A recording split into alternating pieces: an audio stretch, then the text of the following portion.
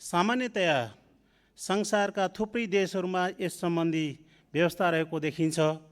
America, Canada, Australia, Bharat लगायत देशमा यो संरचना कायम रहेको छ।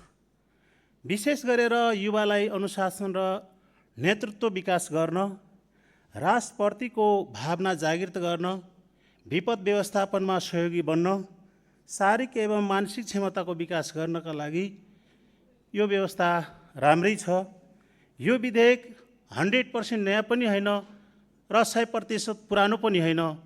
त्यसकारण म यो विधेयकको सैद्धान्तिक रूपमा म सहमति जनाउन चाहन्छु।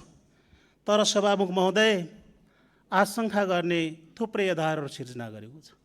म सैद्धान्तिक रूपमा भन्न चाहन्छु, राष्ट्रिय सेवा दलमा विद्यालयमा कलिला नानी र किशोर अवस्थाका बालबालिकाहरूलाई सहभागी गराउने लक्ष्य राखिएको छ। यस्ता खाले सामग्री पाठ्यपुस्तकमा समावेश गरेर विद्यालय वा कलेजहरूमा अध्ययन गराउन सकिन्छ।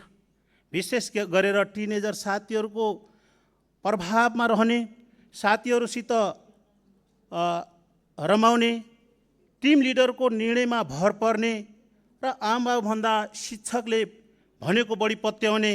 त्यसकारण टिममा एकजना सदस्य अपराधिक मानसिकताको छ भने अरूमा पनि सहजै सर्ने र चाँडै नै क्राइम हुन सक्ने अवस्था सिर्जना हुन सक्छ।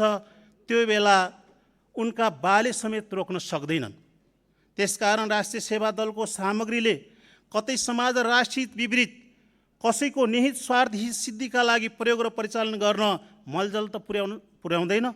यति बेला विद्यार्थीलाई राजनीति स्वार्थपूर्तिका लागि देश निर्माण गर्न सक्ने सुन्दर भविष्य बोकेका होनहार युवालाई दुरुपयोग हुन सक्ने खतरा हुन सक्छ। म आग्रह गर्न चाहन्छु, नेपालको इतिहासबाट तितो सत्य अनुभव छ। हामी थुप्रै घटनाहरूबाट यी कुराहरू सिकिरहेका छौँ। म आग्रह गर्न चाहन्छु, 10 वर्षे जनयुद्धकालमा हामीले विशेष गरेर बालबालिका र महिला सबभन्दा बढी प्रभावित भए। यही भाद्र 23 र 24 गतेको घटना हेर्ने हो भने त्यहाँ ड्रेस लगाइएका विद्यार्थीहरू प्रयोग भएका छन्। त्यसो भएको हुनाले भविष्य पनि यस्ता कुराहरूमा साँची नबनोस् भनेर म आग्रह गर्न चाहे।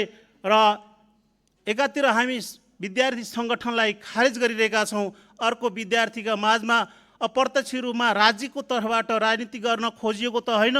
आफूले गर्दा रासलीला, अरूले गर्दा क्यारेक्टर ढिला त हुने होइन भन्न चाहन्छु। धन्यवाद। मान्य सदस्य